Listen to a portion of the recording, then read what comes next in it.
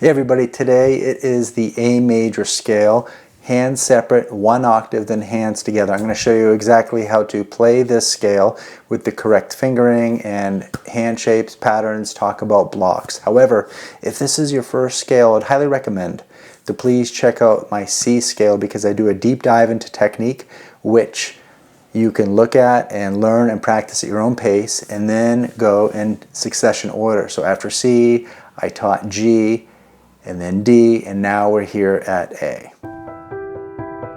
All right, A major. We're going to start with the right hand. The first thing I like to have everyone be aware of is the pattern. It looks like this: A to B to C sharp, F sharp, G sharp, A.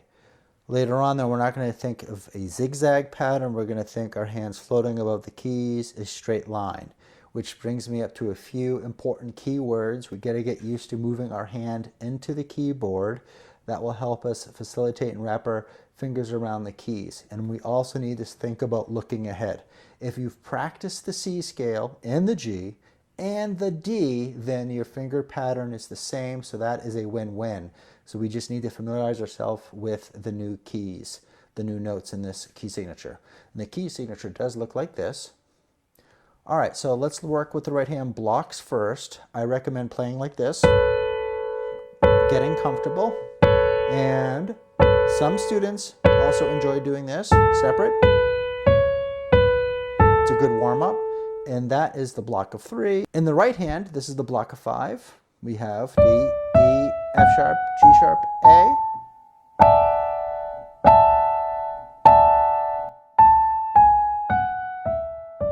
It's more than fine to play them separate and also together. Playing the whole scale, the fingering, you can see on the screen, looks like this.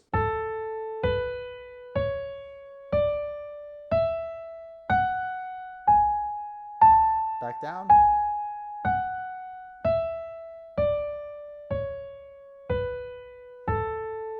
So if you understand the fingering well, which is great because you've been practicing, you're staying consistent, again, keep the hand in. I'm going to demonstrate what happens if your hand is not going into the keyboard. Here I go.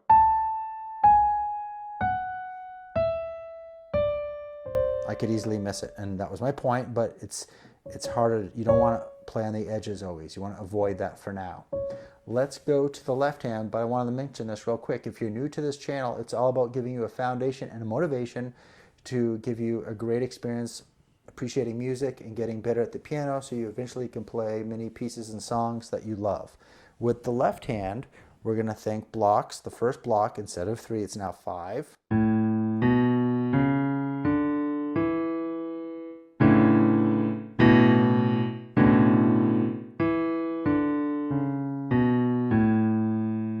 And then we have, after the blocks of 5, our third finger goes with F sharp, like that.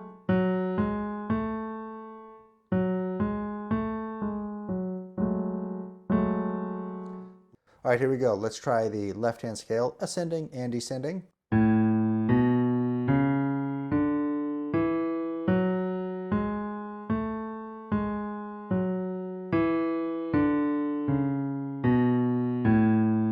A few tips: when you get this down and you feel like your hands are in the key or moving, you want to think about your posture. Everything is relaxed. Listen to your sound. Sometimes we still will have a tendency, I'll give an example of going down the scale. We really want to get to that note, and this is pretty strong muscle, so you might play that too loud. And if you're not aware of that, you could end up playing like that a few times. So.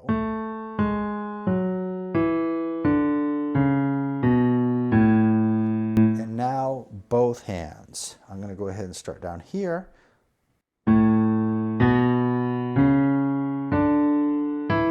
Just like what we did in the other keys, the right hand you focus on first. You might be disoriented because there are different notes, but if you're working slowly, there's plenty of time to speed it up, by the way. If you're working slowly, you'll be able to do this. So here I go. Right hand focus, left hand focus. Down, left hand focus, right hand focus. And go as slow as you want. Again, a few tips that I've pointed out in the other scales, learners like to do this. And then they pause. Going down.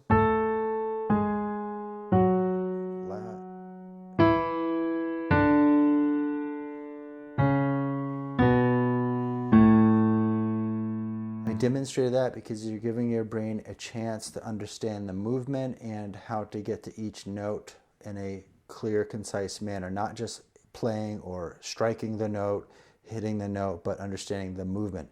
After you get that down, you can try to play it with an even beat.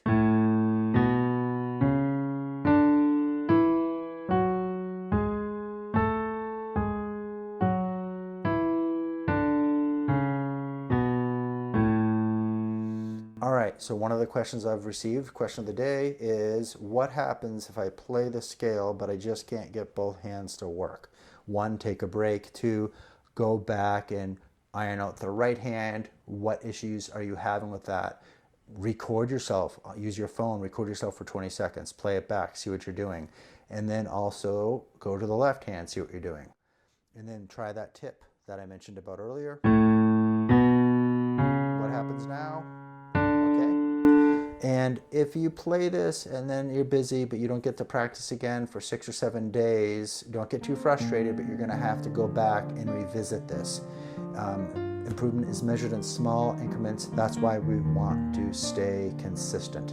So let me know if you like this video, and if you are ready, you can go ahead and check out my arpeggio video or some other videos with chords. Please take care.